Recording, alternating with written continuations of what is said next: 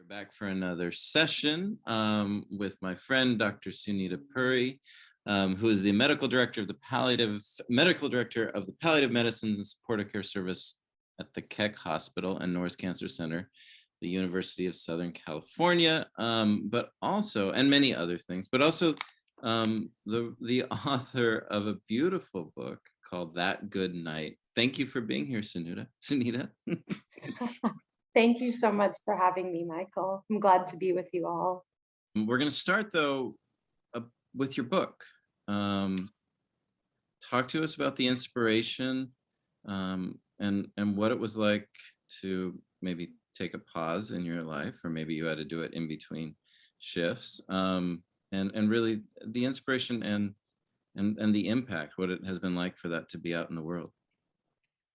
Totally. So I kind of was always a writer and inclined towards the arts before I came to medicine. And I journaled and wrote pieces throughout my training just to kind of make sense of what I was seeing. Because especially when you go from learning the facts of medicine to seeing patients, it can be a jarring jump. And so I started doing that, and I wanted to write a book that captured why I went into palliative care. And when I did the digging, a lot of it came from growing up with immigrant parents who were deeply spiritual. And so coming from an environment where I was taught early on that death is inevitable and embracing it rather than raging against it helps you to live your fullest life. And then I went into medicine where the opposite was true, where raging against death was the point. And that's how we were socialized. And so really trying to make sense of that was where I started. And one of my motivations was to write the sort of book that I wish I had when I was in my training, to kind of normalize what it's like to not be trained, to have incredibly important conversations with people about what they want for themselves at the end of life, but also how to live well up until their last breath. And so a lot of what I do in the book is examining my own failures in trying to have these conversations with no training, and then what it was like to have the conversations, but to learn that it was the attention to language that mattered the most. And we've had Rana Adish on this series and had her talk to us about just really having to model language for others, which I imagine you've done a lot of. And let's delve into that a little bit more specifically. When you think about how important the language is when it comes to these conversations, what comes to mind? So I think right off the bat, being very kind of intentional about how you frame a conversation with a patient and their family. And what I mean by that is that I have often observed that my colleagues will walk into a room and just start talking without having thought about what is the goal of this conversation? What are the things I want to communicate? What are the things I want to listen for? And how can I weave that all together to come to a plan that integrates my medical recommendations and the preferences and goals of the patient? And so I think of these conversations as a procedure. They're no different than a surgery, and there's a way to do them. And words are our tools rather than scalpels or drills. But words can also be scalpels or drills. And so when I go into a conversation, I really try to understand what people know about their illness, not make an assumption that what I know is what they know. And then from that shared point of understanding, asking them what they're hoping for in this situation, and having the kind of moral courage in a way to be very honest with them medically. And that includes saying things like the words dying and death. It includes saying things that are not euphemistic. And I think in medicine, we talk around the truth a lot because it's hard for us to be direct. But as I'll often tell my patients, the time for transparency is never more important than when someone is in the ICU.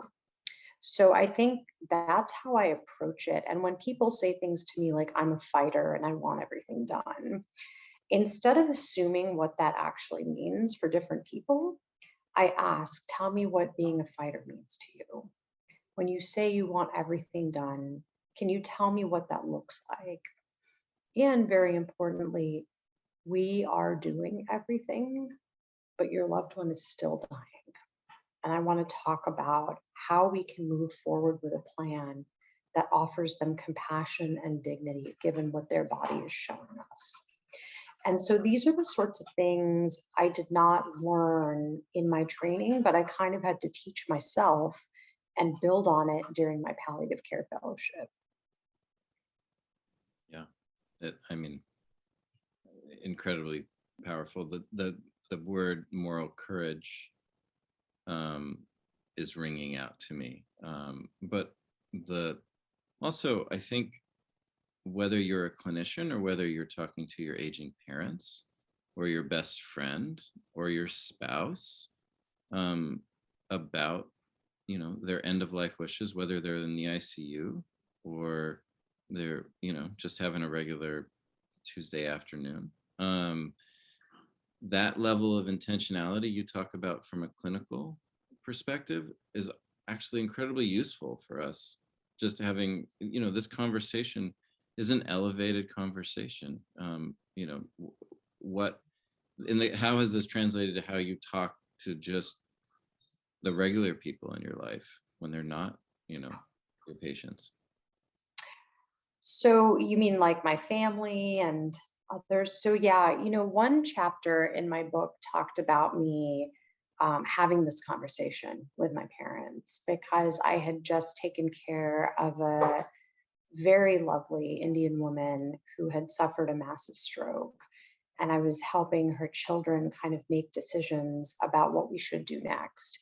And I think it was the combination of my sense of familiarity with the family, culturally and otherwise, and then just what happened out of nowhere to a very vibrant woman that made me want to really advance that conversation with my parents. Like I had a sense of what they wanted, but I got more granular there.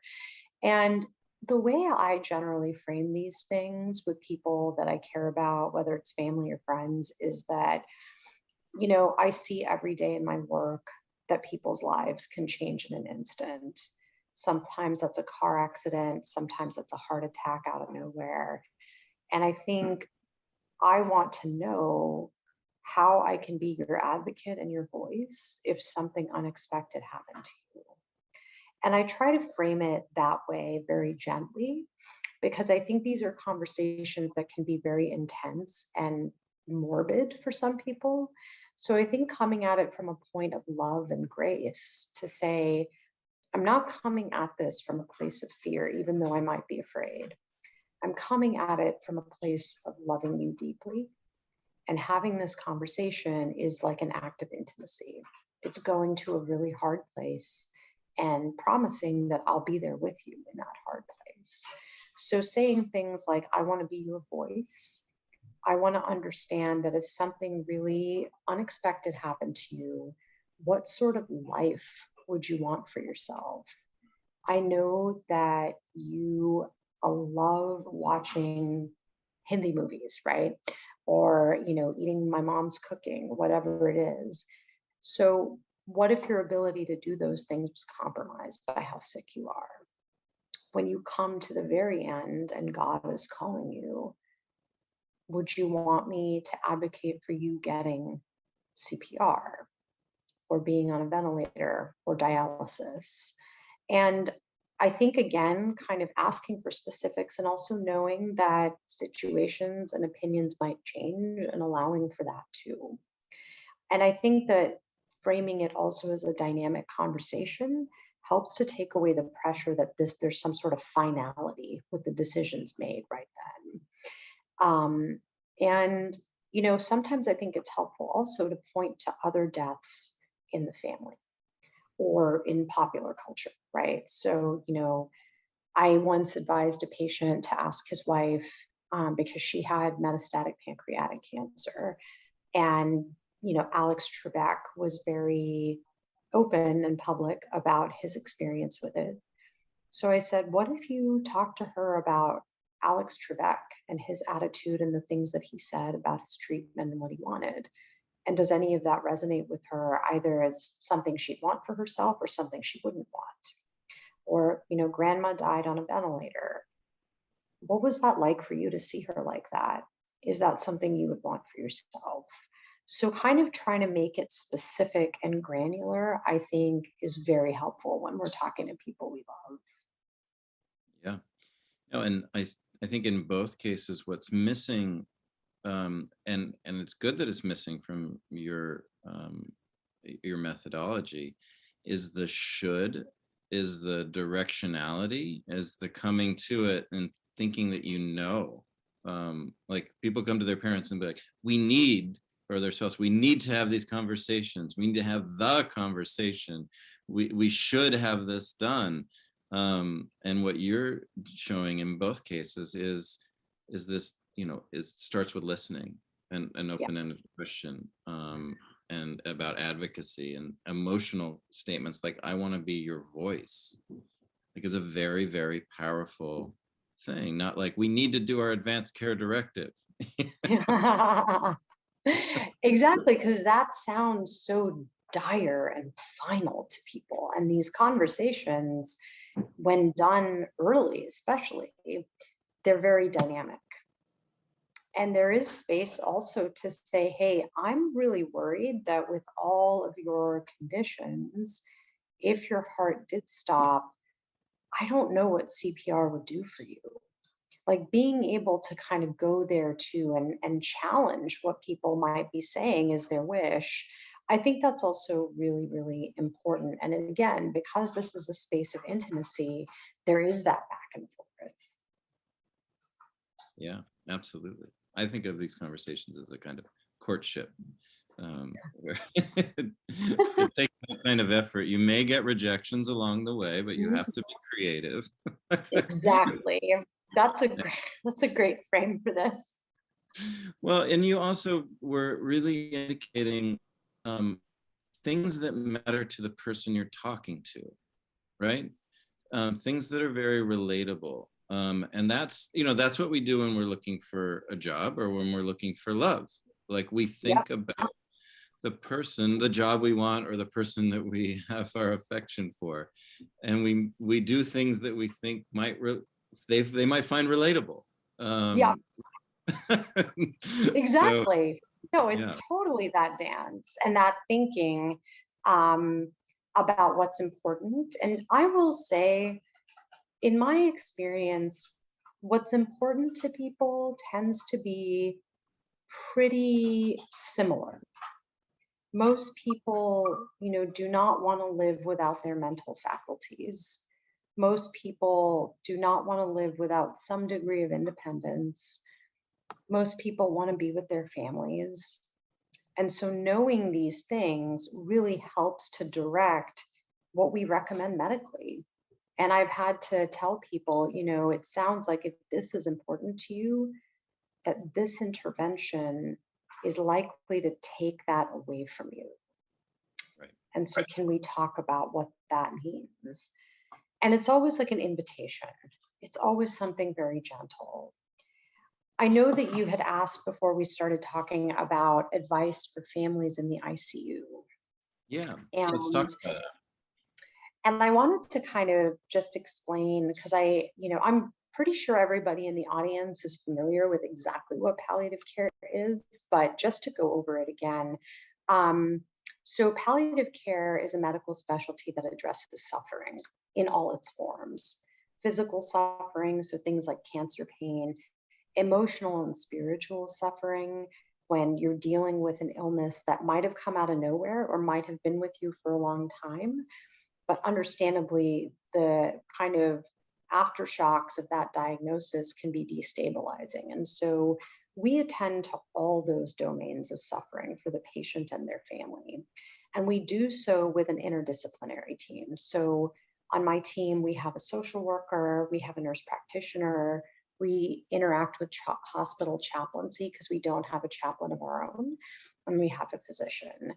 And we have tons of learners. So in the background there is Matt, who is a family medicine resident. And say hi, Matt. So this is kind of important to have young physicians in training see what we do, because the majority of physicians I interact with do not really know what palliative care is and have not been trained in it. So it's not their fault. They just haven't had the exposure. And so in a setting like the ICU, the way it generally works is the ICU doctor or team will call me for my help. So I can't really get involved unless someone requests my help. And I think that's important for families to know, because you can request that your ICU team call palliative care.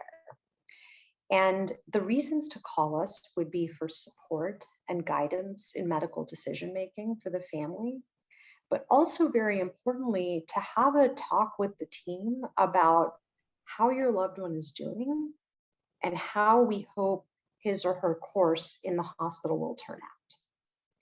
That way, we can help you to make decisions based on your total understanding of exactly what your loved one's going through. And I think because we do not, as physicians, get a whole lot of training in expert communication around these sensitive topics, that without help, sometimes you may be making decisions without a full appreciation of everything going on. Or you may be asked, what do you want us to do? Which is a lot of pressure to make decisions with potentially not a full appreciation of the implication of those decisions. So what I do a lot of the times is really help my colleagues and help the families to get on the same page and to make decisions when we are both kind of fully informed about each other's hopes and expectations. And I think that, at every hospital, the composition of the palliative care team looks different. So there are some places where there's just an RN as the whole palliative care team. There's some places where we have a full cadre of clinicians. So it does depend, but it is always your right to ask for a palliative care consult. It is also your right to ask for a formal meeting with the physician taking care of your loved one, any other physicians who might be involved. Like, let's say your loved one's also on dialysis and just got a big cardiac surgery. It is your right to say, I would like a formal sit down to understand everything going on. And that is something you should request, whether or not palliative care is involved or available. And I think my advice at those meetings is to write down your questions beforehand and ask them, because your physicians ultimately, I very much believe, want to do the right thing for you and for your loved one. But you also can ask them to sit down and explain everything to you, and that's totally within your right. Well, I mean, that's, I think, probably a revelation for a lot of people listening. That and it's news to me that you can ask for those things. Now there's this association with palliative care, both in the hospital and out of the hospital, that it means the person's dying. And there's no relationship really, right? I mean, obviously there's some expertise around serious and complicated and life-limiting illness with palliative care, but my understanding is, if you have a loved one in the ICU who's suffering in some way, in pain, having a palliative care consult does not mean you're saying that they're going to die. Correct? Exactly. So, typically what I tell people is that I'm a quality of life doctor. And that means my job is to support you living the best life possible, no matter how long you have to live. So if that's at the time of diagnosis, like you just got diagnosed with metastatic lung cancer, then I can help you. And this is important for everyone to know. I think there is evidence from studies that show if palliative is involved at the time someone gets a serious cancer diagnosis, One of the landmark studies in our field shows that that combination versus just cancer care alone and as needed palliative care, if you do both from the beginning, people actually live longer, an average of 12 weeks longer, and they live better with far superior symptom control emotionally and physically. So, as opposed to this notion that we only get involved at the end, if we're used at the beginning, we can help tremendously.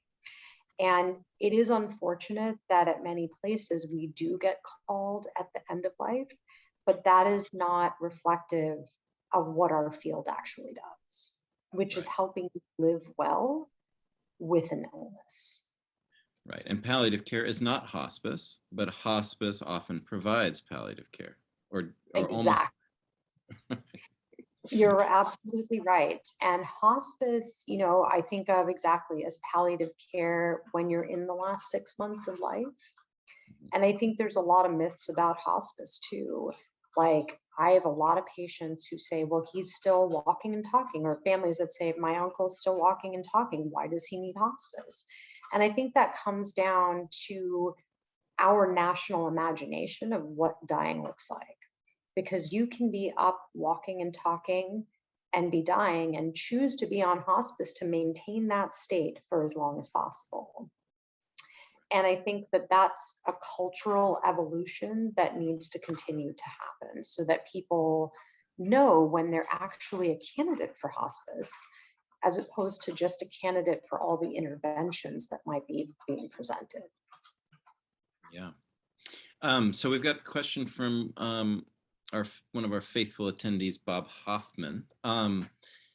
He would love to know your opinion about a couple things. The assistance of a death doula, either in a hospital, or at home. And are you now able to integrate? Are you seeing doulas being integrated into hospital care?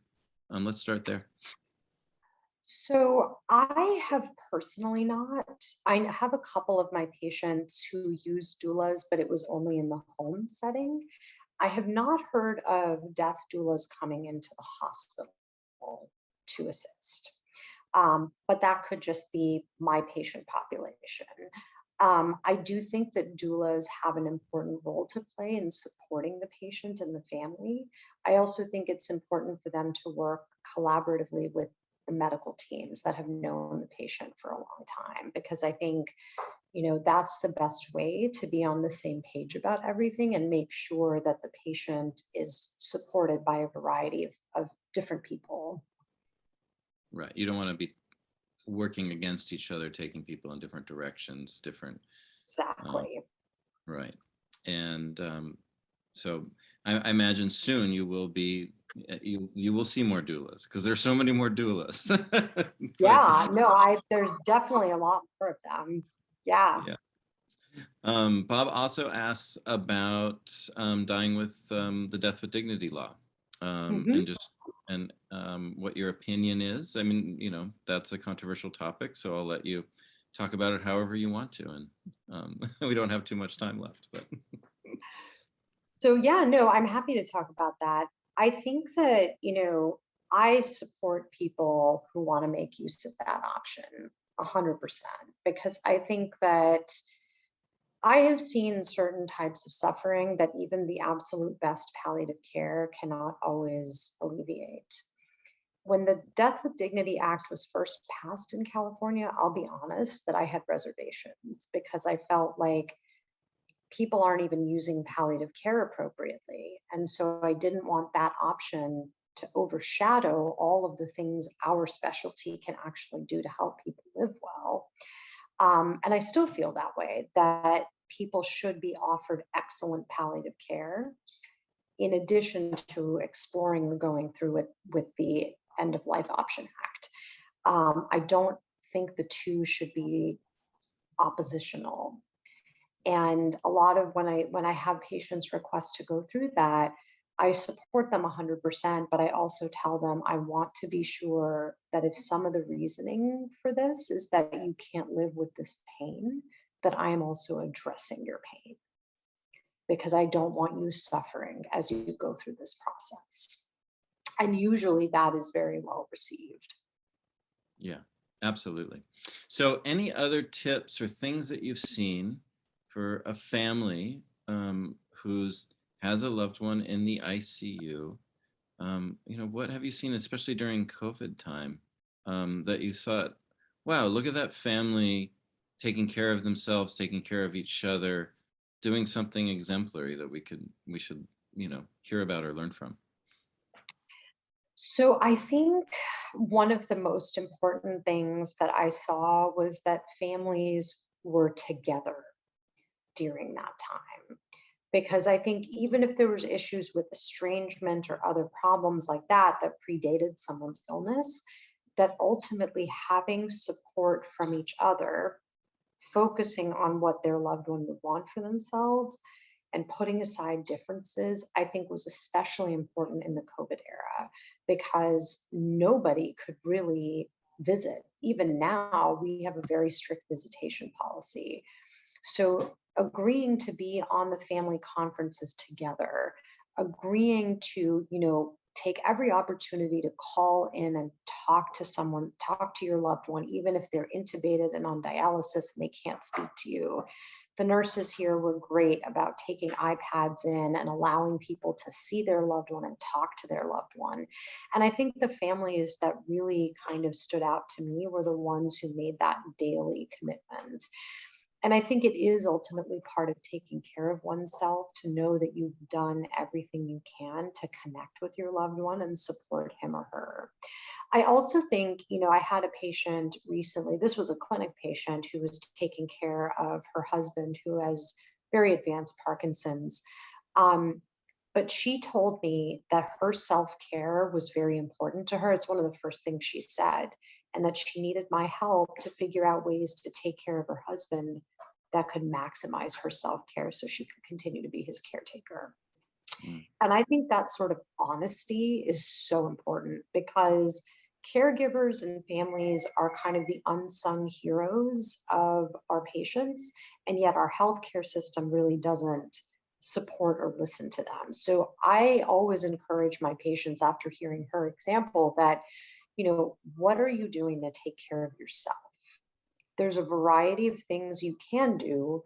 But I do want to check in and make sure that as you're doing this hard work of taking care of your husband, or that you're going through this experience of your loved one in the ICU, that you are doing even the basics, eating, drinking, sleeping, seeing your own doctor or therapist so that you have support outside of your family unit. I've become a little more vocal about saying that sort of stuff. Yeah, no, I think it's essential. And so, everybody listening, this idea or this almost this script, our loved one is needs our love and support. Let's put aside our differences. You can put them in a box over here and get back to resenting the hell out of whoever after. Or whatever it is, because I know that that's hard for a lot of people. It's like, families do have strife. So quick in closing, I know we're at time and over. There was a question about that landmark study in palliative care space that showed that there was a 12-week extension. How do people find that study? So I can put it in the chat if you'd like. Oh, great. Yeah, let's do that. My RG Experiences team. Oh, let me go to everyone. Okay. Oh God, what did I do? Okay. I think I clicked on the wrong thing. So the study is by Jennifer Temmel. It was in the New England Journal of Medicine. It was August either 2010 or 2011. And it's based on patients with metastatic new diagnosis non-small cell lung cancer. And I think, this is a study that I point to a lot when people are like, well, I don't want palliative care for my patients. And I'm like, well, these are the benefits.